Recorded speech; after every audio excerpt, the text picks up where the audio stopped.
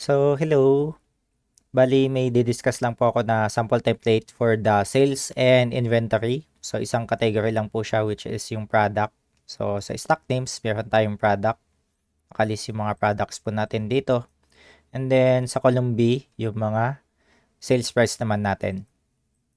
And then, to start, para sa mga beginning inventory natin, so pwede tayong mag-record dito kung meron pa tayong mga stocks na hindi pa nabebenta or bago tayo bumili ng mga new purchase. Ayan. So, before new purchase, dito natin siya ilalagay. So, kung may mga remaining stocks pa tayo, ayan. Example, may mga reference pa na number dito. Ayan. Tapos kung sino yung supplier. Ayan. For example, product 1. Meron tayong beginning na 100. Then, yung unit cost niya is 50. Ayan. For the record. Ayan. Then, dito naman na tayo sa may stock in. For example, meron na tayong mga new purchase. So, dito natin siya i-record. Ayan. Then, yung supplier. Select lang natin kung sinong supplier. Then, kung anong product yung binili naman natin. Ayan. Quantity in, kung ilan yung nabili natin na products. Ayan, yung unit cost niya, 45. Ayan. So, auto-compute naman na itong total cost dito. Then, for the sales and stock out, so, magbebenta na tayo. So, dito yung benta. Yan. For example, may invoice number din. Invoice 001. Yan. Sample walk-in client. Tapos, kung ano yung binili. For example, ayan yung product 7. Yan. Kung mapapansin nyo, may available stock na nagpakita na agad. And then, kapag enter tayo ng quantity kung ilan yung ibibenta, for example, 45, ayan, automatic siya na magbabawas. Then, at the same time, yung total sales is auto-computed na din. For example, ito gawin nating 10. Ayan. Ayan. Selling price niya is 700. Then, total sales is 7,000. So, ganun po siya na nag-work.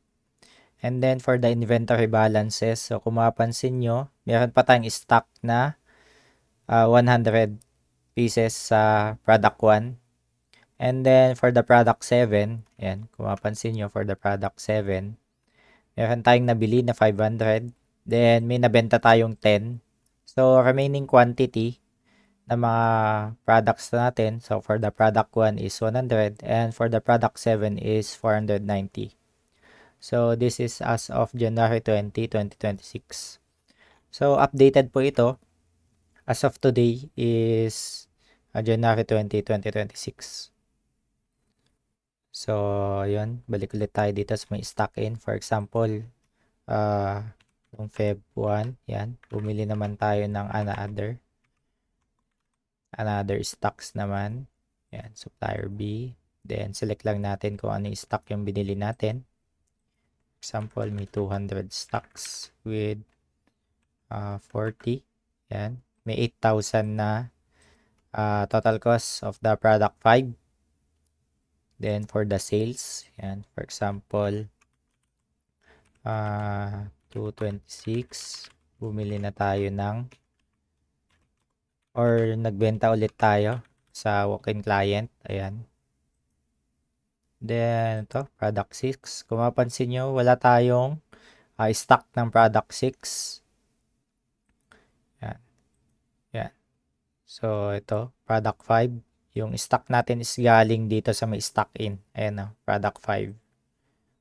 Then, for example, nagbenta tayo ng 5. Yan, 500 isa.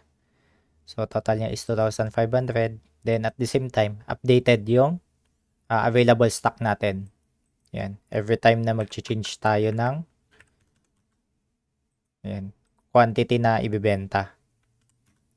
67. Yan. Then, for the inventory balances, so kung makapansin nyo, wala pa ding benta sa product 1. Sa product 5, ito po siya. May nabenta ng 67. So, remaining quantity is 133. Then, product 7. Yun pa din, which is may sales na 10. Ayan. So, this is a sample for the inventory monitoring template.